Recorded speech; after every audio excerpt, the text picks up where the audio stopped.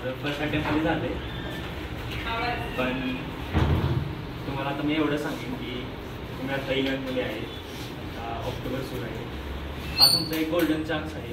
तुम्ही NDAची प्रिपरेशन करू शकता, ते पण चांगली आहे.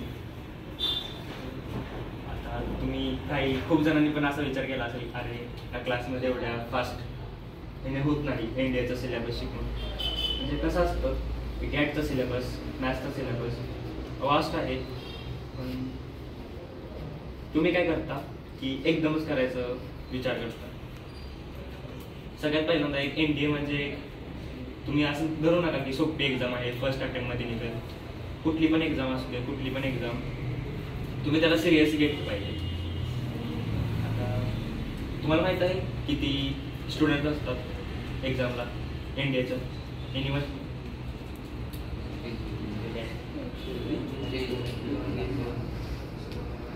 We can assume that 4 lakh students appeared for exam.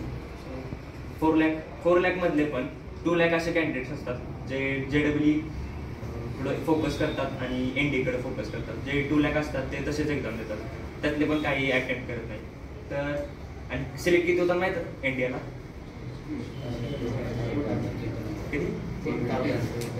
एका कोर्सला म्हणजे NDAसाठी 450 स्टुडंट्स एका कोर्सला सिलेक्ट होतात. 2 lakh मध्ये तुम्हाला त्या 450 मधले एक व्हायचे, थोडक्यात लाखात एक व्हायचे तुम्हाला. सो पहिल्यांदा एक NDA एक्झाम काय असते त्याचं कोणी ॲनालिसिस केलं आहे का नाही? प्रिव्हियस इयर्सचे क्वेश्चन बघितलं का नाही? काय वाटतं, सोपे नाही वाटत का? जास्त प्रॉब्लेम कशात येतो, गॅटमध्ये का मॅथ्समध्ये? असं भरपूर लोक आता गॅट बोलतात, अर्धी लोक मॅथ बोलतात. मी सांगतो मला तर गॅट अवघड जायचा. काय असायचं, गॅटचा सिलेबस खूप वास्ट आहे. तर तुम्ही बोलत असेल तिथं गॅटची तयारी होतच असेल, तुम्ही जॉग्रफी किंवा सायन्स झालंच असेल. एक लक्षात ठेवा, जो गॅटचा सिलेबस असतो ना तो NCERTचा बाहेरचा विचारत नाही. जे इथं क्लासमध्ये होतं ना, मी तुम्हाला लिहून देतो की ह्या एक्झामला जेवढं पण गॅटचा सिलेबस आलेला ना ते सरांनी शिकवलेलं मधलाच आलेला, आणि जे पण इंग्लिश आलेलं ना ते पण देशमुख मॅमनी जे शिकवलेलं ना त्यातलंच आलेलं. तर तुम्ही असा विचार करू नका की या क्लासमध्ये एक स्लो रेटनं आपला अभ्यास होतोय किंवा हे होतंय, होईनच झालाय माझा अभ्यास, अरे एका दिवशी खूप कमी शिकवतात, एका दिवशी खूप जास्त शिकवतात. हे कन्सिस्टन्सी ठेवायची असते. 2 वर्ष पण बोलू शकत नाही. किती वर्ष तुम्हाला टाइम भेटला आता? किती मंथ्स भेटते? NDAची एक्झाम कधी आहे तुमची? सप्टेंबरमध्ये. किती वेळ राहिला? 1 वर्ष, 11 महिने. प्रत्येकानं तर विचार केलाच असेल की फर्स्ट अटेम्प्टमध्येच निघलं पाहिजे. किती सगळेच ॲम्बिशियस असतील इथं आलेलं. ते कसं असतं, तर हे 11 मंथ्स वेगवेगळे जाणार आहेत. प्रत्येक वेगवेगळे विचार येणार आहेत. काय नाही उद्या अभ्यास करू, परवा अभ्यास करू, आणि अजून 11 मंथ्स आहेत. मॅथ्स तर काय फॉर्म्युला बेस्ट सगळे क्वेश्चन सोडवू शकतो. 45चे क्वेश्चन सोडवायचे, सेक्शनल कट ऑफ निघालच आणि गॅटमध्ये फोकस करेल. हा तुमचा माइंडसेट पहिल्यांदा बदला. प्रत्येक स्टुडंट, प्रत्येक कॅडेट किंवा प्रत्येक ॲस्पिरंट तोच विचार करतो की मी त्या माइंडसेटनं जाणार. गॅटमध्ये 300+ अँड मॅथ्समध्ये 75+ झाला, निघाला कट ऑफ. एवढी सिम्पल असते. तर ते 2 लाख विद्यार्थी बसतात किंवा ॲस्पिरंट बसतात, ते सर्वच पास झाले असते का नाही झाले असते? काय स्पेशल बनवते तुम्हाला? काय वाटते NDAला? NDA काय आहे माहित आहे का कोणाला? NDAमध्ये काय होतं, SSB काय असते, NDAची एक्झाम का घेतात माहित आहे कोणाला? NDAची एक्झाम असते जास्त एक सिलेक्टेड कॅन्डिडेट्सला. किती सिलेक्ट होतात माहिती आहे? कट ऑफ किती जणांचं निघतं NDAला? आता मी NDA 154 कोर्सला आहे.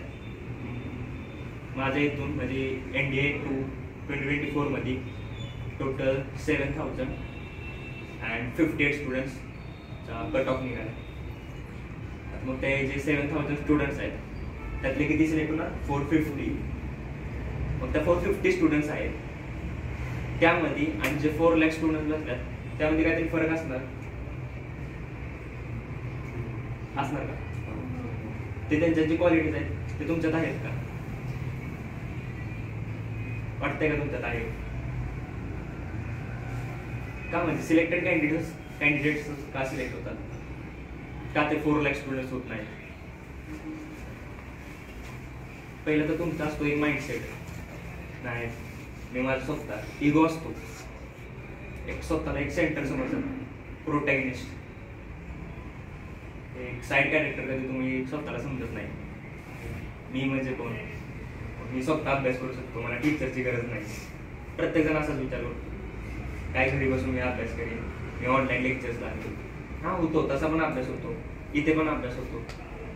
पण कसं असतं माहिती आहे का, तुम्हाला ती गाईडलाईन भेटली पाहिजे. एनडीए एक अशी एक्झाम आहे किंवा एनडीए असं रेप्युटेड इन्स्टिट्यूट आहे तिथे फक्त सिलेक्टेड कॅन्डिडेट्सच सिलेक्ट होतात. त्यात असतात OLQs माहिती आहे तुम्हाला, ऑफिसर लाईक क्वालिटीज. ते डेव्हलप कसे करतात माहिती आहे तुम्हाला? ते त्यांना कसे दिसतात? एक साईक, GTO आणि इंटरव्ह्यूइंग ऑफिसर असतो. तुम्ही समजा केली तुमची एनडीए क्लिअर, तर ते तुमची प्रोसेस बघतात, तुमच्यावरती कसं नर्चर झालंय तुम्ही, तुमचं कॅरेक्टर कसं आहे, तुमच्यात आहेत का ते OLQ का तुम्ही डेव्हलप करू शकता. तर तुम्हाला काय वाटतं, तुमच्यात आहेत का OLQ? आहेत असतील तर मग त्यांना दिसणार, मग तुम्ही सिलेक्ट होणार. तुमच्याकडे जर OLQ नसतील, तुम्ही जर नुसतं तो डिफरंट माइंडसेट घेऊन अभ्यास केला तर तसं नाही होत. तसं आपल्या अंगात कधीच OLQs येत नाही. आपले जे बडीज असतात, जे आपल्या साईडला जे टीचर्स असतात, तेच आपले कॅरेक्टर डेव्हलपमेंटमध्ये मदत करतात. तुम्ही असा विचार करू नका की नाही एनडीए एग्जाम क्लियर, तो क्या मेरा बाय हाथ का खेले, फिर ऐसे भी तो पास कर लूंगा, हो लक्ष में भी देखिए क्या तुम्ही त्यात कसा बोलतो, त्याचा माइंडसेट कसा असतो. ती आहे एक फील आणि रियालिटी वेगळी आहे. कळलं का? आता एनडीएचा अभ्यास झालाच असेल अर्धा निम्मा तरी, गॅटचा तरी सगळा. काय वाटतं तुम्हाला, होईल तुमचं सिलेक्शन? होईल. किती जणांना वाटतं? Raise your hands. एवढे जणांना? तुला काय वाटत नाही?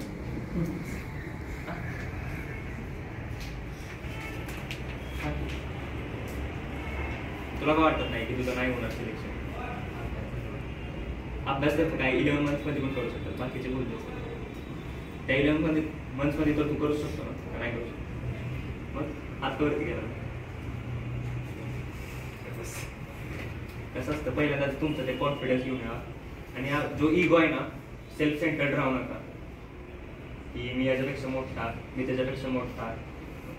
स्वतःला एक फ्लो मध्ये द्या, एक कन्सिस्टन्सी ठेवा. मी माझ्या प्रिपरेशन बद्दल सांगतो. मी 11th मध्ये गॅटचा अभ्यास केलेला, जो इथे करतच होतो. मग रोज गॅटचाच अभ्यास वगैरे, मॅथ्सकडे थोडं थोडं लक्ष द्यायचो. नंतर मग आमची 12th सुरू झाली, मग 12th मध्ये मॅथ्सचा अभ्यास सुरू केला.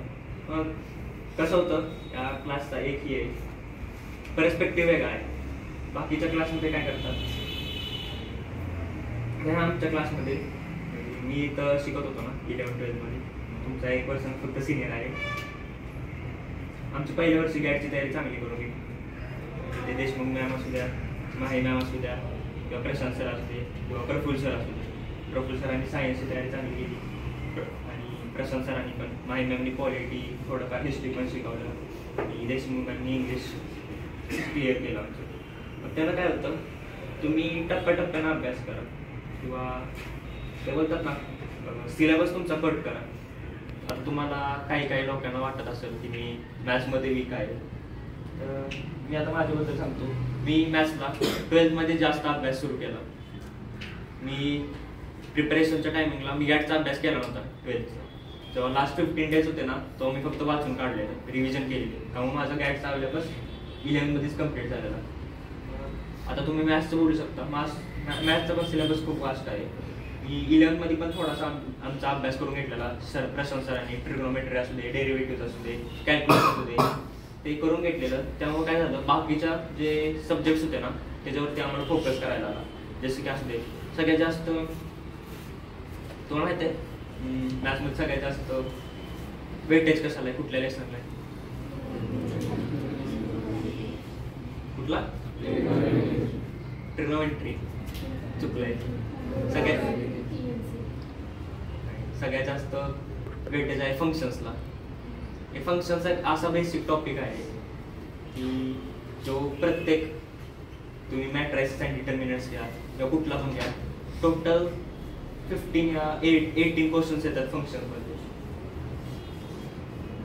कळलं का? फंक्शन म्हणजे असं नाही खूप सोपा, जसं की फंक्शनची व्हॅल्यू, डोमेन, रेंज असले प्रश्न येतात. तुम्ही ॲनालिसिस केला नाही पेपर, बरोबर? मॅथ्सचा किती जणांनी केला 2024चा आत्ता इंडिया 2चा? काय म्हटलं, पेपर सोपा होता का? सोपा होता. स्वतःवरती डाऊट का करताय? डाऊट करू नका स्वतःवरती. तुम्हाला फक्त यायचे त्या 2 लाख विद्यार्थीमध्ये तुम्हाला फक्त एक यायचे त्या 7,000 मध्ये. येऊ शकत नाही का तुम्ही? आता तर वाटतं ना होऊ शकतं. पेपर ॲनालिसिस करा तुम्ही पहिल्यांदा, बघा तुम्ही कशात वीक आहे. आता जे सर शिकवतात ते सर थोडी ना आउट ऑफ सिलेबस शिकवतात. कोणाला वाटतं आउट ऑफ सिलेबस शिकवतात? बी ऑनेस्ट, कोणाला वाटतं? नाही, खरंच बोलतो. कोणाला वाटतं म्हणजे जे क्लासमध्ये जे शिकवतात ते इंडियाच्या आउट ऑफ सिलेबस शिकवतात? नाही कोणाला वाटतं? चांगली गोष्ट आहे. फक्त काय सिलेक्शन फक्त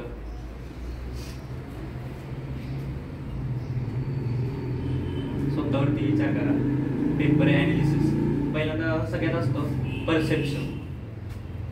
मेटाकॉग्निशन माहिती आहे तुम्हाला? कोणाला मेटाकॉग्निशन नाही? Metacognition is thinking about thinking. तुम्ही तुमच्या विचारांबद्दल विचार करायला शिका. तुमचं एक पर्स्पेक्टिव्ह बदला, परसेप्शन बदला. ऑर्गनायझिंग ॲबिलिटी असते ते सुधारावा. कसं असतं, एक इंडिया फक्त एक एक्झाम पुरतं सीमित नाही. इंडियाच्या पुढं पण खूप काही गोष्टी आहेत. तुम्हाला वाटतं इंडियाचे रिटर्न निघाल्यानंतर इंडियात सिलेक्शन होणार? इम्पॉसिबल. आता मी माझंच एक्झाम्पल देऊ शकतो. SSB नाही, खूप अवघड आहे. असं वाटतं इंडियाला कमी वेळ दिला पाहिजे आणि SSBला जादा वेळ दिला पाहिजे. किती 2 मंथ्स प्रिपरेशनसाठी असतात फक्त SSBसाठी. तुम्ही फक्त इंडियाकडे फोकस करून चालणार नाही. इंडिया खूप म्हणजे हे आहे very easy exam as compared to SSB interview. तुम्ही ऐकलं कुठे SSB इंटरव्ह्यू किंवा इंटरव्ह्यू असतो 5 दिवसाचा बाकीचा इंडिया सोडून? SSB इंटरव्ह्यू मध्ये काय स्पेशलिटी काय असतं माहिती आहे कॅन्डिडेट्समध्ये किंवा ॲस्पिरंट्समध्ये? ते तुमच्या जे हे असतात ना ते तुमच्या इंटेलेक्टकडे बघतात. तर तुम्हाला माहीतच असेल माइंड आणि इंटेलेक्ट. इंटेलेक्ट काय असतो? जो आपल्या माइंडला कंट्रोल करतो. माइंड जो असतो आपला तो असतो, आता तुम्ही बोलला कन्सिस्टन्सी ठेवत नाही माइंड. तो इंटेलेक्ट असतो आपला, बोलतो अरे मला आज अभ्यास करायचा, पण माइंड काय म्हणणार अरे उद्या करायचे. There is difference between mind and intellect. You should control your mind with your intellect.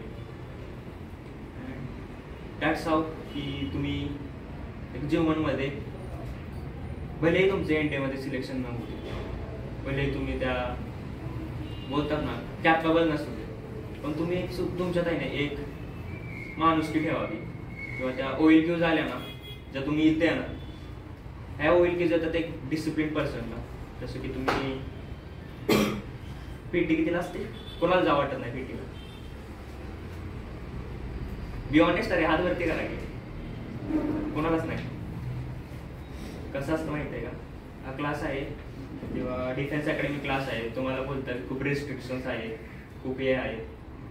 इंडियामध्ये याच्यापेक्षा दुप्पट असतात. दुप्पट बोलतात 10 टाइम्स असतात. तिथं कोणालाही करत नाही ती यारही करतात. तिथं 6 मंथचे सिनियर असतात माहितात ना तुम्हाला? इंडियाचे 2 एक्झाम्स होतात. सिनियर असतात 6 मंथचे. 6 मंथचा सिनियर बोलला फ्रंट रोल कर, बॅक रोल कर, कुठे पण करावे लागतात. तिथे तुमची मनमानी चालत नाही. अरे नाही मी तर इगो आहे मला, माझा एक कॅरेक्टर आहे, मी कोणाच्या समोर झुकत नाही, असलं चालत नाही. पहिला तुमच्या तो कॅरेक्टरला आणि इगोला तोडा. आणि फर्स्ट ऑफ ऑल तुमच्या टीचरचा ऐका. तुम्ही आता वयात आहे, 11th मध्ये आहे ना, तुम्ही टीचरचं ऐकणार नाही, तुम्ही ऐकणार तुमच्या मित्रांचं.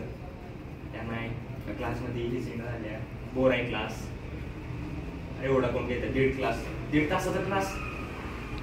आता आमच्या स्कूलमध्ये पण होत नव्हतं, वाटतं का? अरे ऑनेस्टली सांगा, असं का करताय?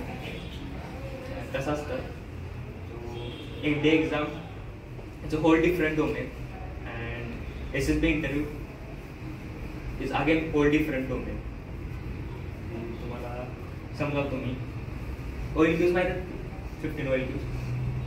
They are divided into factors. There are 4 factors. Every officer, including psych, GPO, and interviewing officer, will look into your intellect, that you had that 4 factors. तुम्हाला आता कळेल 4 factors काय असतात NDA ची रिटर्न एक्झाम झाल्यानंतर. तुम्ही सगळ्यांनी विचार केला असेल, NDA ची एक्झाम झाल्यानंतर आम्ही ही करेन, SSB तयार केली. किती जणांनी विचार केला? Raise your hands. आता मी माझं ऑनेस्टली सांगतो, माझं ऑनेस्टली ओपिनियन सांगतो. मी पण असाच विचार केलेला. मी तो तुटला, खूप डॅमेज झालो. मला काहीच माहित नव्हतं SSB बद्दल. ते फॅक्टर जे फोर्स असतात, कॉन्फिडन्स असते, रिझनिंग ॲबिलिटी असते, ऑर्गनायझिंग ॲबिलिटी असते, सेल्फ स्टॅमिना असते, किती 15 OLQs आहेत. ते 2 महिन्यात किंवा एका वर्षात डेव्हलप होत नाही. तुम्ही एक तुमच्या एमसाठी भागून बघा. तुम्ही प्रिपरेशन स्टेजला आहे, त्या प्रिपरेशन स्टेजमध्ये चांगलं केलं ना, तर तुम्ही तुमचं जे गोल आहेत, एम आहे, ते अचीव करणारच. मी पण तुमच्याच फेजमधून गेलोय. मला पण 11th मध्ये वाटायचं, अरे बोर आहे, क्लास भरपूर आहे, अरे कुठं आहे, एवढं पण अवघड नाही, मी काढी नाही शकते. कसं झालं, लास्टचे जे मंथ्स होते प्रिपरेशनचे ते खूप हेक्टिक झालं. सिलेबस फास्ट असतो इंडियाचा, भले सोपा असू दे किंवा इझी असू दे. मी लास्टला हिस्ट्री सोडलं, झालंच नाही माझ्याकडून काय. मी इंग्लिश पण सोडलेलं, खरं सांगतो. माझा गॅप खूप वीक झालेला. मॅथ्समध्ये फक्त मी चांगलं केलेलं, कारण मॅथ्स जस्ट काय म्हणतात फ्रेशली रिवाईज होतं, फ्रेशली झालेलं सगळं, टेस्ट होतं त्या. तर कसं असतं, तुम्ही असं विचार करू नका, तुम्ही कन्सिस्टन्सी ठेवा, होणारच. तुम्हाला फक्त काय करायचं, त्या 2 लाख मध्ये 7,000 मध्ये बसायचे, तेवढं तर तुम्ही कॅपेबल असू शकता. आणि स्वतःला एक डिसिप्लिन लावा. इथं तुम्ही कंप्लेंट करू शकता, तिथे NDA मध्ये किंवा कुठे पण जाऊ दे. समजा तुमचं NDA मध्ये नाही झालं, तर इथून तुम्हाला एक क्वालिटीज भेटतात, ते खूप मॅटर करतात लाईफमध्ये. तुम्ही अजून लाईफ बघितली नाही, इव्हन मी पण लाईफ बघितली नाही NDA मध्ये, पण मी सांगू शकतो की माझ्यात काही कमी आहे SSB मध्ये. There are many reasons that they can't select me in SSB. I can't get recommend in SSB. There are many reasons. तुम्ही असं फक्त NDA बद्दल अभ्यास करू नका, यार नाही NDA झाले, इथून निघायचंय कसं तरी. NDA झालं की माझं SSB निघणार आहे. SSB इंटरव्ह्यू एक अशी चीज आहे की तुमच्या पूर्ण तुम्ही आतापर्यंत तुम्हाला कसं नरिश केलंय तुमच्या फॅमिलीनं, तुमच्या सराउंडिंगनं, ते तिथं मॅटर करते. ते तुमचं तोंडावरून बघत नाही, अरे उत्तर लय गोळा आहे, त्याला तर सिलेक्ट केलं पाहिजे, अरे चांगला दिसतो, त्याला सिलेक्ट केलं पाहिजे. ते तुमचे ते स्टोरीज असतात, टॅट माहीत आहे ना सगळ्यांना.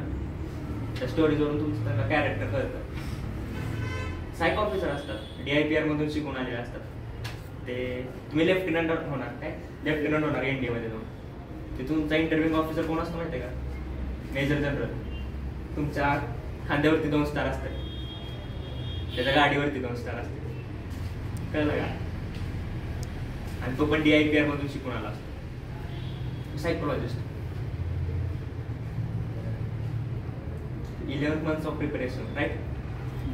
सगळ्यांनी ॲनालिसिस केला असेल, परसेप्शन बनवलं असेल, आणि नाही मी असा अभ्यास करणार, किंवा शेड्यूल पण बनवलं असेल. कोणाला वाटतंय सक्सीड होणार ते? एकट्याला वाटतंय का? चांगली गोष्ट तिकडे पण आहे. मी सांगतो, मी माझं ऑनेस्ट ओपिनियन देतो की NDA एक्झाम पास करणं काय एवढं मुश्किल काम नाही आणि इवन इम्पॉसिबल पण नाही. Even 11th fail and 12th fail can also pass the exam if he is that motivated. Motivation घ्या, मोटिवेशन पण सोडून द्या, एक डिसिप्लिन पर्सन राहा तुम्ही. मी काही पण अचीव करू शकता. कोणाला डाऊट येतोय की यार नाही तिथे जे शिकवतात ते काय उपयोगाचं नाही. मी आत्ता लिहून देतोय की जेवढा पण सिलेबस असतो ना तो NCERT मधलाच येतो, NCERTच्या बाहेरचा येत नाही. तुम्ही जर आत्ताच RD शर्मा लावली 11th आत्ता 11th 11th मध्येच काम केलं, 12th 12th मध्येच काम केलं.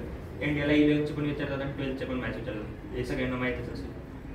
जे जे टाइम आहेत ना त्या टाइम येणं तुमचा सिलेबस कव्हर करा आणि बाकीचे ते तुमचे प्रॅक्टिस असू दे नाहीतर हे पण असू दे, ते सगळं ज्या टाइमला आहे ना त्याच टाइमला हे करा.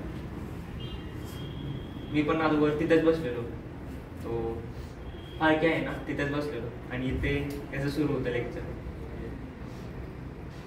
रोहन सावंके माहीत आहे का कोणाला? तो इथं होता आणि मी तिथे चिंगम खात होतो आणि आथुरा दादा पण. माही मॅम मला नंतर बोललं यार तू इथं पुढे लेक्चर सुरू आहे, तू त्याचं ऐकलं का नाही.